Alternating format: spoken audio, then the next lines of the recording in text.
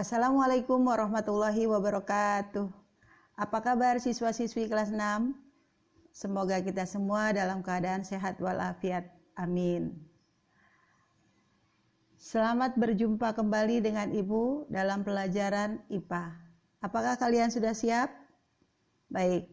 Sambil kalian mempersiapkan diri, silakan kalian mengambil buku catatan dan alat tulis. Kita akan mempelajari IPA kelas 6 bab 1. Baik, sebelum kita mulai pelajaran kita hari ini, marilah sama-sama kita membaca basmalah. Bismillahirrahmanirrahim. Anak-anakku sekalian, bab 1 akan membahas perkembangbiakan tumbuhan. Tumbuhan adalah merupakan makhluk hidup. Maka dia dapat berkembang biak. Artinya tumbuhan itu dapat bertambah banyak. Bagaimana cara tumbuhan berkembang biak? Caranya ada dua, yaitu 1 secara generatif, 2 secara vegetatif. Khusus kali ini kita akan membahas yang pertama, yaitu perkembangbiakan tumbuhan secara generatif.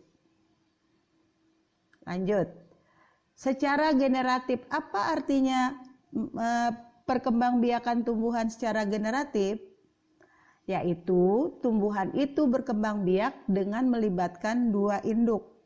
1 induk jantan dan 1 induk betina. Nah, biasanya tumbuhan yang berkembang biak secara generatif mempunyai ciri-ciri, yaitu dia memiliki bunga. Sekarang Ibu perlihatkan bunga. Walaupun ini bunga plastik. Nah, bagian-bagian bunga itu yang paling pokok ada 4, yaitu mempunyai kelopak bunga, kemudian mempunyai mahkota bunga, mempunyai serbuk sari, dan mempunyai kepala putik. Nah, untuk perkembangbiakan yang berperan itu adalah serbuk sari dan kepala putik. Serbuk sari sebagai induk jantan dan kepala putik sebagai induk betina. Baik. Kemudian setelah ada serbuk sari dan kepala putik, maka terjadilah penyerbukan. Proses penyerbukan yaitu jika serbuk sari jatuh ke kepala putik. Serbuk sari masuk ke kepala putik, maka terjadilah penyerbukan. Setelah itu serbuk sari akan masuk ke bakal biji, maka akan terjadilah pembuahan. Nah, buah ini nantinya akan memiliki biji. Biji itulah yang akan kita jadikan alat perkembangbiakan, karena biji bisa ditanam. Biji bisa ditanam, maka tumbuhan akan berkembang biak, bertambah banyak. Sampai di sini kalian paham? Baik. Selanjutnya kita akan membahas bahwa perkembangbiakan tumbuhan secara generatif itu penyerbukannya bermacam-macam. Di sini ada 4 macam penyerbukan, yaitu penyerbukan sendiri, 2 penyerbukan tetangga, 3 penyerbukan silang, 4 penyerbukan bastar. Masing-masing artinya adalah penyerbukan sendiri adalah jika serbuk sari jatuh ke kepala putik bunga itu sendiri. Misalnya, serbuk sari dari satu bunga jatuh ke kepala putik bunga itu sendiri. Ini disebut penyerbukan sendiri. Yang kedua, penyerbukan tetangga, yaitu jika serbuk sari jatuh ke kepala putik bunga lain yang masih dalam satu tanaman. Serbuk sari dari satu bunga jatuh ke kepala putik bunga lain yang masih dalam satu tanaman. Ini disebut penyerbukan tetangga. Yang ketiga, penyerbukan silang, yaitu jika serbuk sari dari satu bunga jatuh ke kepala putik bunga lain yang berada pada tanaman lain. Jadi melibatkan dua tanaman. Baik, nanti akan Ibu tunjukkan menggunakan pohon. Kita lihat dulu yang keempat, penyerbukan bastar. Yaitu jika serbuk sari dari satu bunga jatuh ke kepala putik bunga lain yang berada pada tanaman lain dan lain jenis. Tanamannya lain jenis, melibatkan dua tanaman. Baik, kita akan ulang. Kalian perhatikan baik-baik.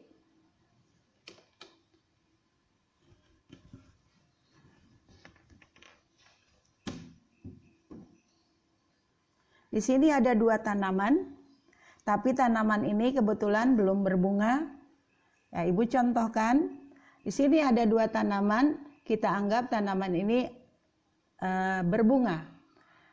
Tanaman A dan tanaman B. Sekarang, penyerbukan yang pertama adalah penyerbukan sendiri. Jika serbuk sari dari satu bunga jatuh ke kepala putik bunga ini sendiri. Ini disebut penyerbukan sendiri. Jadi satu bunga, serbuk sarinya dan kepala putiknya berada dalam satu bunga. Paham? Baik. Yang kedua, penyerbukan tetangga. Jika serbuk sari dari satu bunga jatuh ke kepala putik bunga lain yang masih dalam satu pohon.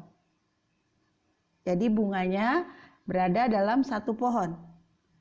Serbuk sari dari satu bunga jatuh ke kepala putik bunga lain yang berada dalam satu pohon. Jelas? Oke, yang ketiga, penyerbukan silang. Dia melibatkan dua tanaman. Tapi tanamannya satu jenis. Tanaman yang sama. Penyerbukan silang terjadi apabila serbuk sari dari satu bunga jatuh ke kepala putik bunga lain yang berada pada tanaman lain. Paham? Serbuk sari dari satu bunga jatuh ke kepala putik bunga lain pada tanaman lain yang masih satu jenis. Oke. Yang keempat, penyerbukan bastar. Kita anggap ini adalah dua tanaman yang beda jenis. Berbeda jenis. Ya. Penyerbukan bastar terjadi apabila serbuk sari jatuh ke kepala putik bunga lain pada tanaman lain yang berbeda jenis. Misal, ini adalah pohon rambutan. Pohon rambutan ini berbuah lebat dan manis. Sedangkan pohon rambutan ini berbuah sedikit dan masam.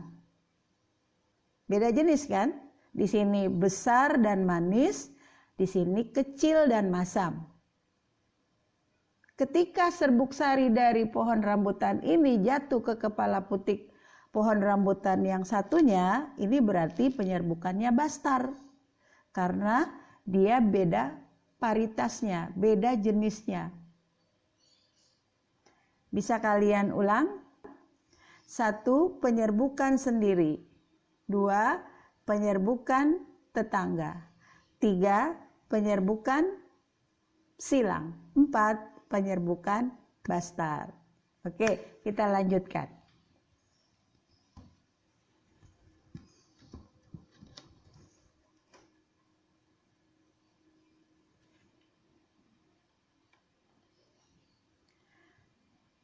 Kemudian pada perkembangbiakan tumbuhan secara generatif ada perantara. Maksudnya penyerbukan itu tidak terjadi begitu saja. Ternyata ada yang membantu, yang menjadi perantara. Bisa saja perantaranya adalah manusia, bisa hewan, bisa angin, bisa air. Ya, misal penyerbukan yang dibantu oleh manusia terjadi pada bunga vanili dan salak. Nah, bunga vanili dan salak ini dia merupakan bunga yang unik, ya, serbuk sarinya tersembunyi sehingga sukar untuk terjadi penyerbukan sendiri. Yang kedua, penyerbukan dibantu oleh hewan. Bunganya mempunyai ciri, yaitu biasanya mahkotanya mencolok mempunyai warna yang mencolok sehingga dari jauh sudah menarik perhatian serangga. Kemudian dia mempunyai kelenjar madu, kemudian mempunyai bau yang khas, sehingga dengan ciri-ciri bunga yang seperti itu, maka datanglah hewan-hewan seperti serangga, misalnya semut, capung, kupu-kupu, ya, mungkin juga hewan lain seperti kelelawar akan datang untuk membantu penyerbukan. Kemudian ada yang dibantu oleh angin, yaitu bunga yang biasanya mempunyai serbuk sari sangat ringan, ya, kemudian menjuntai keluar dan kering. Biasanya tidak mempunyai mahkota bunga yang menarik. Contohnya misalnya bunga padi, bunga jagung. Nah, bunga apa lagi? Kita akan ketemu nanti bunga rumput juga tidak menarik, sehingga angin yang menggoyang-goyangkan untuk terjadi penyerbukan. Kemudian ada yang dibantu oleh air. Biasanya pada tumbuhan air seperti hidrilla, dia akan terbawa serbuk sarinya melalui aliran air dan akan menempel pada kepala putik bunga yang lain. Nah, itulah bahwa penyerbukan ada perantaranya. Sampai di situ paham? Baik. Kemudian yang terakhir, ternyata setelah penyerbukan kita akan mengetahui bahwa biji akan tersebar. Ya. Yang menyebarkan biji itu bermacam-macam. Biji akan tersebar, maka nanti tumbuhan akan berkembang biak. Nah, biji itu penyebarannya bisa dibantu oleh manusia, baik secara sengaja atau tidak sengaja. Misalnya yang tidak sengaja, ada serbuk sari yang mudah menempel, ya, di baju, di pakaian, biji-bijian rumput itu, biji-biji rumput akan mudah menempel, sehingga nanti akan tidak sengaja terbawa dan tersebar. Kemudian yang secara sengaja, misalnya petani sengaja bercocok tanam, menanam jagung, menanam padi, atau menanam yang lain, itu sengaja ditanam. Kemudian penyebaran biji selanjutnya bisa dibantu oleh angin. Misalnya buahan yang punya biji yang ringan. Contoh kapuk terbawa terbang, nanti akan jatuh di tempat yang subur menjadi tanaman baru. Juga oleh air, ya, terbawa oleh air, hanyut kemana-mana, nanti akan terhenti pada satu tempat yang subur, dia akan tumbuh. Nah, bisa juga oleh perantara gravitasi, yaitu gaya tarik bumi. Buah-buahan yang sudah matang, dia akan berat dan mudah jatuh. Ketika buah itu jatuh, maka akan pecah dan bijinya akan tersebar. Terjadilah penyebaran biji. Baik, sampai di situ kita pahami, kita buat kesimpulan. Apa yang dimaksud perkembangbiakan tumbuhan secara generatif? Iya, kesimpulannya adalah perkembangbiakan tumbuhan secara generatif melibatkan dua individu, yaitu individu jantan dan individu betina.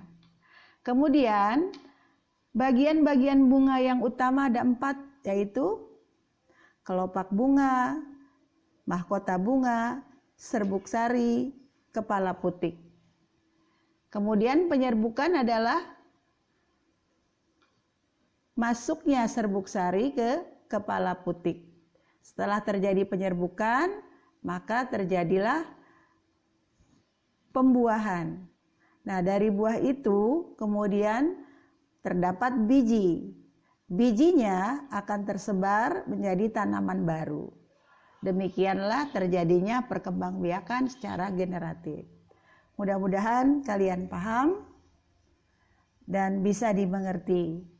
Jika kurang jelas, kita bisa membacanya lagi atau mengulang lagi dan bisa kamu putar kembali video ini. Mudah-mudahan hari ini kita bisa mengambil kesimpulan bersama dan kita pahami, kita bisa perhatikan penyerbukan yang terjadi di sekitar kita. Demikian. Wassalamualaikum warahmatullahi wabarakatuh.